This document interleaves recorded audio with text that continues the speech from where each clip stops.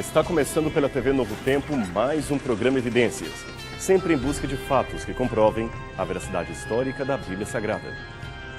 Recentemente, o mundo foi surpreendido por uma notícia bombástica. O Papa Bento XVI estava renunciando de seu cargo. Com voz calma, ele leu para uns poucos presentes a sua carta redigida em latim, onde dizia renunciar por questões de saúde e para o bem da própria Igreja. Em pouco tempo, um novo conclave foi convocado, e depois da fumaça branca e o tradicional anúncio de Habemus Papam, um novo pontífice é apresentado ao mundo. Novamente, para surpresa de todos, ele, embora descenda de italianos, vem da América Latina e adota o singelo nome de Francisco, homenageando aquele que talvez foi o santo mais humilde de toda a hagiologia católica. Assim, separamos este programa de hoje para contar para você um pouco da história dos papas. Afinal, como surgiu o papado? Seria verdade que Pedro foi o primeiro dos papas? É verdade que o papa é a besta do Apocalipse? Antes, porém, de responder a essas perguntas, precisamos fazer alguns esclarecimentos. Em primeiro lugar, nada é mais infernal no mundo do que o ódio entre os seres humanos. E nada é pior do que o ódio em nome de Deus. E olha que os maus exemplos, infelizmente, podem ser vistos em todos os lados, ninguém está excluído. Vemos crentes desrespeitando imagens e ícones católicos, às vezes párocos impedindo reuniões evangélicas no bairro de sua paróquia. Enfim, qualquer desrespeito à crença do outro é algo abominável.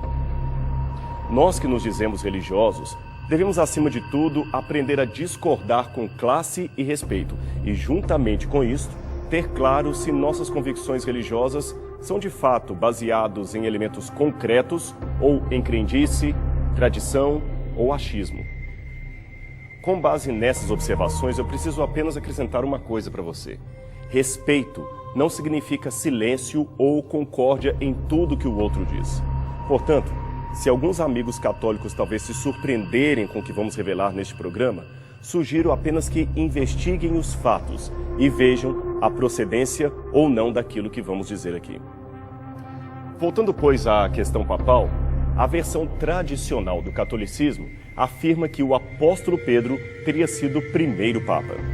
Logo, a história do papado, de acordo com essa versão, teria começado no momento em que Cristo confere a Pedro as chaves do reino, dizendo: Tu és Pedro, e sobre esta pedra edificarei a minha igreja. Mateus capítulo 16, verso 18. Vou dar agora os argumentos comumente usados para dizer que Pedro seria o primeiro papa, e também por que discordo deles. Em primeiro lugar, dizem que Pedro é o mais citado nos evangelhos. É verdade que os evangelistas fazem referência a Pedro pelo menos 171 vezes, mas se apontarmos todo o Novo Testamento, o nome que mais se repete ali e destaca não é o de Pedro, e sim o de Paulo. Ademais, se a ocorrência de nomes é sinal de hierarquia, saiba que o nome apostólico mais mencionado nos evangelhos depois de Pedro é o de Judas Iscariotes, e nem por isso podemos dizer que ele seria o mentor dos demais. O temperamento expansivo de Pedro, a sua energia, certamente o colocavam em destaque. Era apenas uma questão de personalidade. E é claro que ele foi um dos líderes da igreja, conforme vemos no livro de Atos. Porém, jamais foi o topo da lista ou o papa dos demais apóstolos. Não há nada, nenhuma indicação histórica ou bíblica que aponte para uma liderança, digamos, papal por parte de Pedro. Em segundo lugar, afirmam que Cristo muda o nome de Simão para Pedro. O argumento por detrás dessa fala é que, se Cristo mudou o nome de Simão para Pedro, isto era um fato excepcionalmente importante para indicar que Pedro deveria ser o líder dos demais apóstolos. Por isso, Jesus mudou o seu nome. Ora, o problema é que Pedro não foi o único apóstolo a ter seu nome trocado por Jesus. Não, o Senhor também mudou os nomes de Tiago e João, a quem chamou de Boanerges. Isto você pode encontrar em Marcos, capítulo 3, verso 17. Mudar o nome aqui é apenas colocar um apelido carinhoso e não colocar alguém à frente do grupo. Em terceiro lugar, apontam a lista dos apóstolos como argumento para Pedro. Os teólogos católicos observam aqui que sempre que o nome dos 12 apóstolos é mencionado, o de Pedro vem em primeiro lugar. Aliás, Pedro é citado até em uma expressão coletiva. Pedro e os que o acompanhavam, como está em Marcos capítulo 1, verso 36. Ora, novamente, como dissemos, é ponto passivo que Pedro exerceu certa liderança sobre o grupo, mas isto foi apenas por um pouco tempo. Assim que a igreja se organizou, o primeiro líder efetivo não foi Pedro, e sim Tiago. Você pode encontrar isso em Atos capítulo 12, verso 17, Atos 15, verso 12 e Gálatas capítulo 1, versos 18 e 19. Em último lugar, aponta-se para a frase, tu és Petrus. O contexto desse argumento está aqui. Jesus dirige-se a Pedro, após a sua maravilhosa profissão de fé, que dizem os homens de mim? Que dizeis vós? Aí Pedro responde, tu és o Cristo, o Filho do Deus vivo. E Cristo então confirma a sua promessa. Bem-aventurado és Simão Barjonas, porque não foi a carne e o sangue que a ti revelou, mas sim meu Pai que está nos céus. E eu digo que tu és Pedro, e sobre esta pedra edificarei a minha igreja, e as portas do inferno não prevalecerão sobre ela. E eu te darei as chaves do reino dos céus, e tudo o que ligares na terra será ligado também nos céus. Mateus capítulo 16, versos 16 a 19. Portanto, a ideia aqui é a de que Pedro seria a pedra sobre a qual Jesus edificaria a sua igreja, isto é, a Igreja Católica. Eles ainda baseiam este entendimento no trocadilho entre as palavras Pedro, Petros em grego, e pedra, que seria Petra. Assim, Pedro seria a pedra, isto é, o cabeça dos demais apóstolos e da igreja cristã. O problema com esta interpretação é que, embora não saibamos ao certo qual o jogo de palavras que Jesus teria originalmente usado em sua fala, porque, afinal de contas, ele falava aramaico, existe no Novo Testamento uma grande diferença etimológica entre a palavra grega Petros e Petra. Petros, ou Pedro, refere-se a um pedregulho, uma pedrinha qualquer, enquanto Petra é uma rocha sólida. Note também que Jesus não disse, sobre ti, Pedro, edificarei a minha igreja, mas antes, sobre essa pedra edificarei a minha igreja. Noutras palavras, o que Jesus quis dizer foi o seguinte, Pedro, eu sei que você é sincero, mas você é apenas um pedregulho. Contudo, a minha igreja eu edificarei sobre essa rocha sólida, muito maior do que você. Interessante que o próprio Pedro, talvez se lembrando desse episódio, falaria posteriormente dos crentes, isto é, da igreja, como sendo um edifício de pedras que vivem alicerçadas sobre a pedra viva, que é Cristo Jesus, e não o próprio Pedro. Isto está em 1 Pedro, capítulo 2, versos 1 a 10. E Paulo, diga-se de passagem, segue na mesma linha, como você pode ver, por exemplo, em 1 Coríntios, capítulo 3, verso 11. Leia esses textos com calma. Outro problema com essa interpretação tradicional católica é que não encontramos nenhuma vez nos evangelhos Cristo indicando aos demais apóstolos que Pedro seria o seu líder. Pelo contrário, o Salvador sempre deixou claro a igualdade hierárquica entre os 12. Em Mateus capítulo 23, versos 1 a 12, ele adverte que não aceitassem ser chamados de pai, porque só Deus é pai. Curioso que, contrariando isto, o líder da igreja se autodenomina Papa, que é justamente pai em latim. E também que não aceitassem ser chamados de guias da igreja, porque Cristo é o único guia. Novamente, o clero se denominou por muitas gerações o supremo guia espiritual e teológico dos leigos. Indo para a questão das chaves dadas a Pedro com a ordem de ligar e desligar no céu e na terra, questão esta tão valorizada na iconografia católica, isto é facilmente compreendido se entendermos em outras passagens que este mesmo elemento é conferido a todos os discípulos de Cristo e não apenas a um deles. Veja, por exemplo, Mateus capítulo 18, verso 18, João 20, 23, Apocalipse 1, 18, etc. Quanto àquela famosa passagem de João 21, verso 15, quando Jesus pede a Pedro que apacente as suas ovelhas, novamente, este pedido também é estendido, em outros textos, a todos os membros do grupo. Veja, por exemplo, 1 Pedro, capítulo 5, versos 1 a 4. Pedro nunca se considerou um chefe supremo ou um papa da igreja, nem em Roma, nem em qualquer outra parte do império. O mesmo se pode dizer de Lino e Clemente, os seus dois imediatos substitutos na cidade de Roma. Nenhum deles jamais arvorou para si o título de papa ou líder supremo da igreja. É uma pena que, por questões de tempo, eu não terei como tratar em detalhes o que chamamos em teologia de patrística, isto é, o que os primeiros pais da igreja escreveram a esse respeito. Mas eu posso pelo menos afirmar que as passagens geralmente citadas para dizer que os pais da igreja reconheciam Pedro como o primeiro papa são geralmente passagens controvertidas e fora de contexto. Eu vou dar apenas um exemplo para você do que eu quero dizer. O famoso Santo Agostinho de Hipona, um dos teólogos mais respeitados da igreja, negou veementemente que Jesus se referia a Pedro quando disse: "Sobre esta pedra edificarei a minha igreja". Mas alguns teólogos mostram diversas passagens escritas por Agostinho, onde ele aparentemente estaria validando a interpretação tradicional de ser Pedro a pedra onde Cristo edificou sua igreja. Mas, geralmente, esses colegas teólogos, de quem discordo com muito respeito, não informam que no final de sua vida, Agostinho escreveu uma obra em latim chamada Retractationes, isto é, reelaborações, onde ele esclarece e corrige algumas de suas declarações prévias que não foram bem compreendidas por alguns leitores. E ali, ao falar de Pedro, ele esclarece no livro 1, capítulo 20 ou 21, dependendo da versão, no verso 1, que apesar da má compreensão de muitos, para ele, Agostinho, a pedra na qual a igreja fora fundada era Cristo e nunca Pedro. Isto está claramente lá, pode ser conferido inclusive no original latino da obra. É só olhar para confirmar. Aliás, esta mesma informação pode ser encontrada também nesta antiga edição católica da Bíblia de Figueiredo, lançada em Lisboa. Então, se Pedro não foi o primeiro papa, quem foi? Como começou esse sistema papal?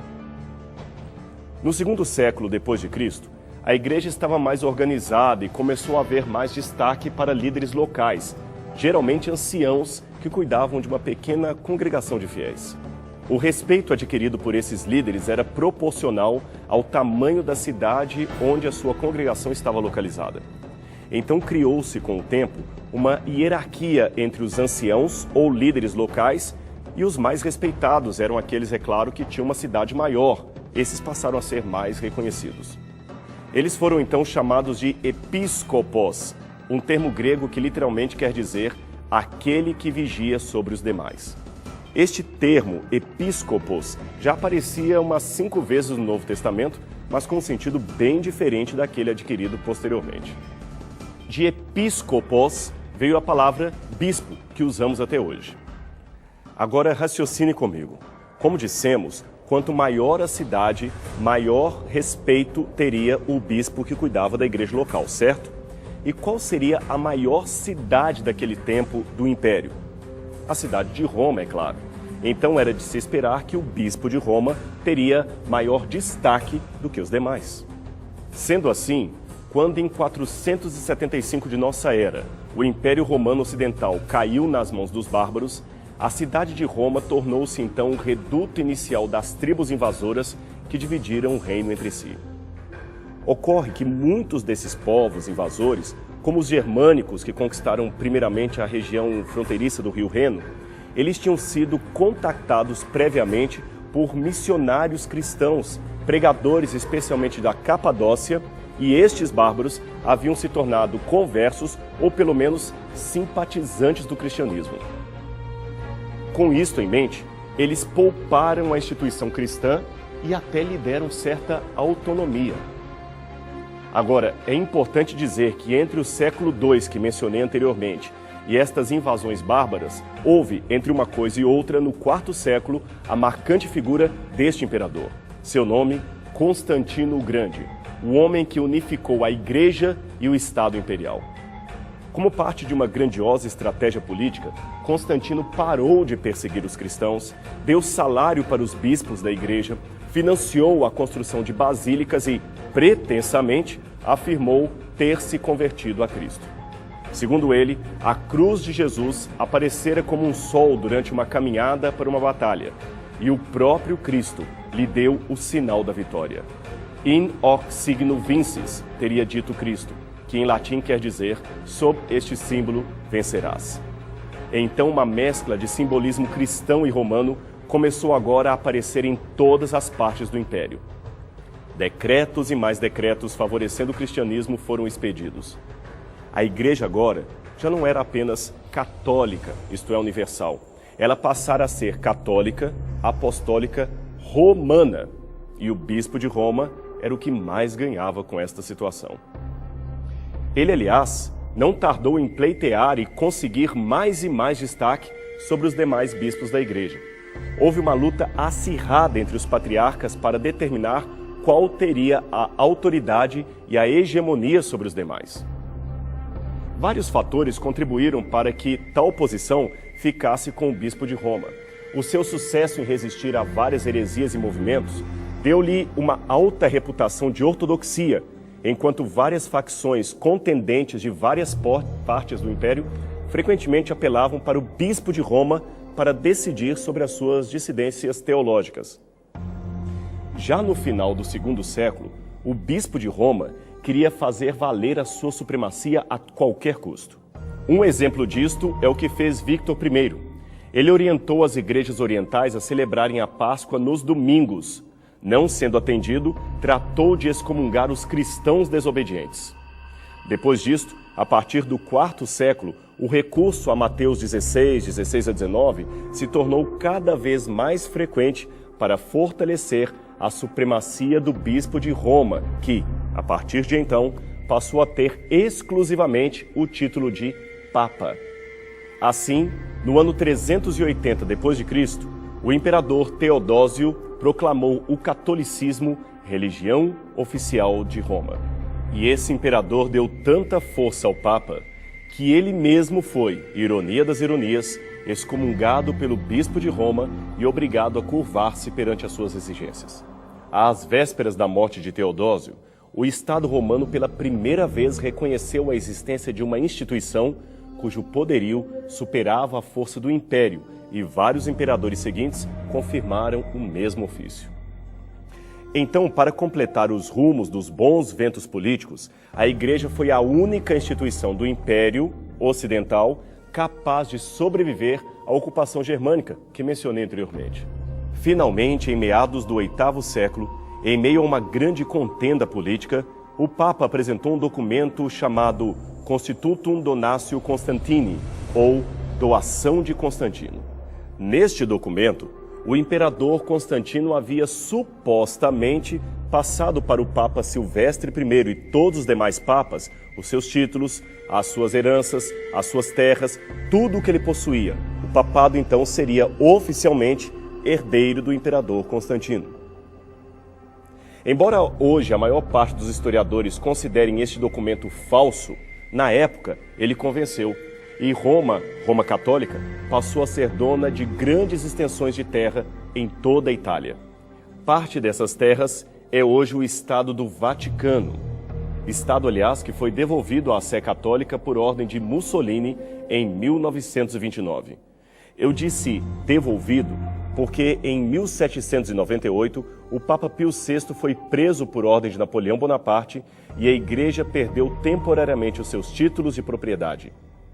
Durante o tempo em que esteve com toda a força governando a Europa, afinal todos os demais monarcas temiam o poder da Cúria Romana, o papado, infelizmente, fez muitos estragos.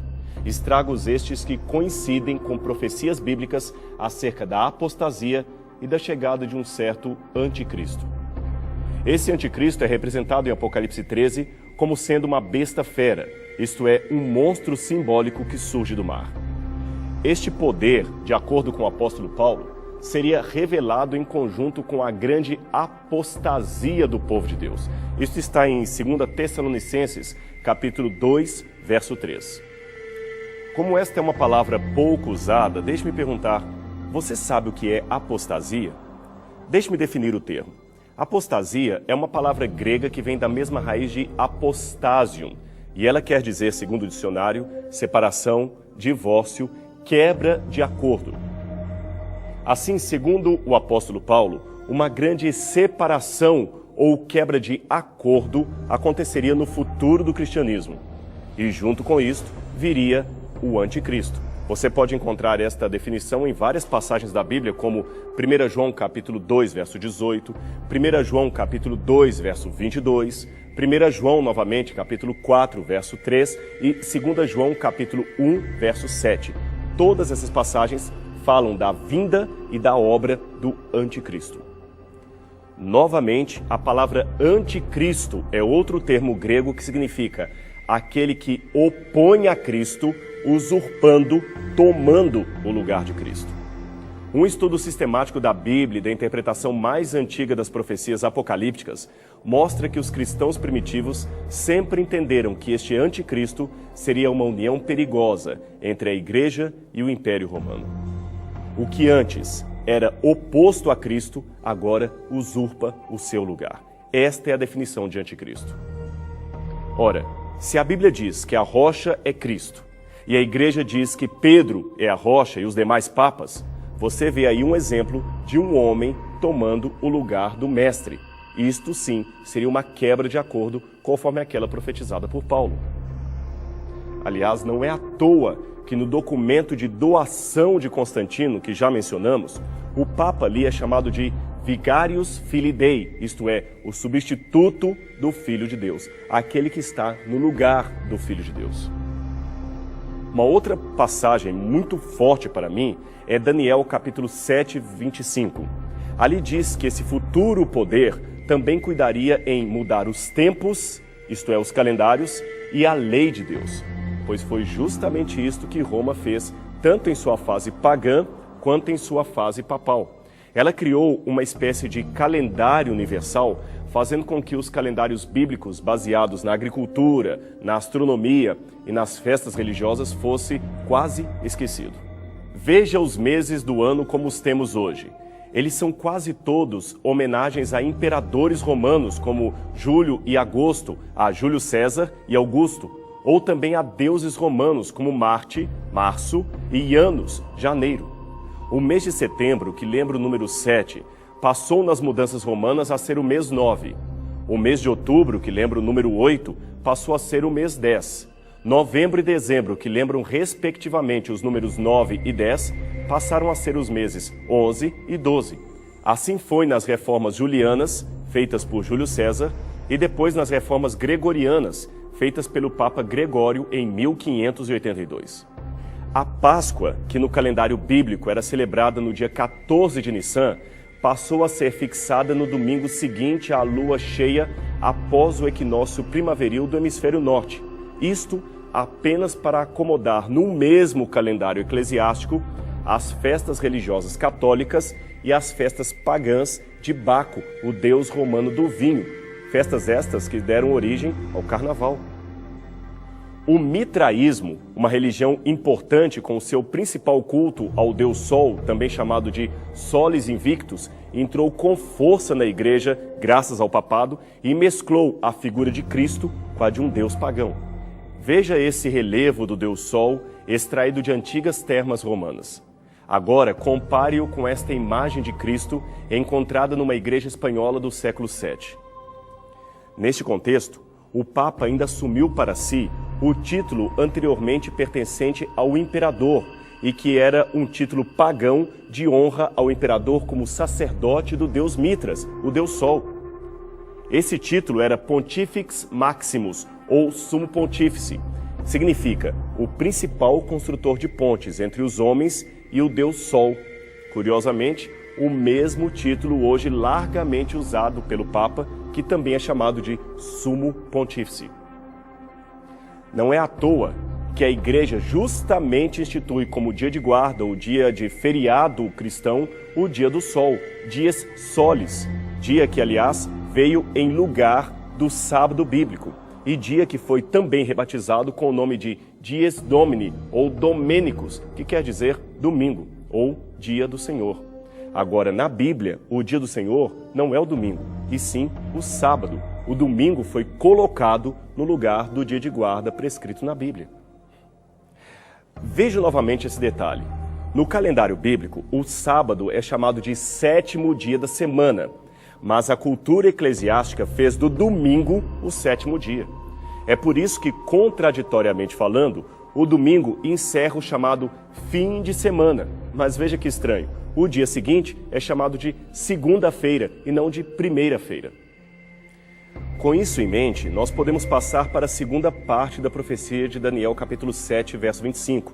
Afinal de contas, ali diz que esse poder não mudaria apenas os tempos, isto é, os calendários, mas também a lei, isto é, a lei de Deus.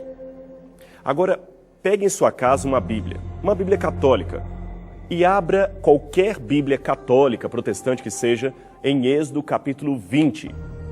Depois tome um catecismo e abra na parte que fala dos 10 mandamentos. Uma vez feito isto, compare os dois textos, da Bíblia e do catecismo. Você se surpreenderá ao ver como a igreja mudou arbitrariamente os 10 mandamentos, isto é, a lei de Deus. Eu poderia ainda falar muito mais coisas sobre o Santo Ofício, as indulgências, a Inquisição, mas eu creio que já dei informações muito fortes para você. Portanto, aqui vão as minhas considerações finais e eu gostaria que você prestasse bastante atenção nelas. Primeiro, não pense que esses assuntos que nós exploramos têm por objetivo endemonizar a pessoa física daquele que é eleito para ocupar o trono papal. De jeito nenhum.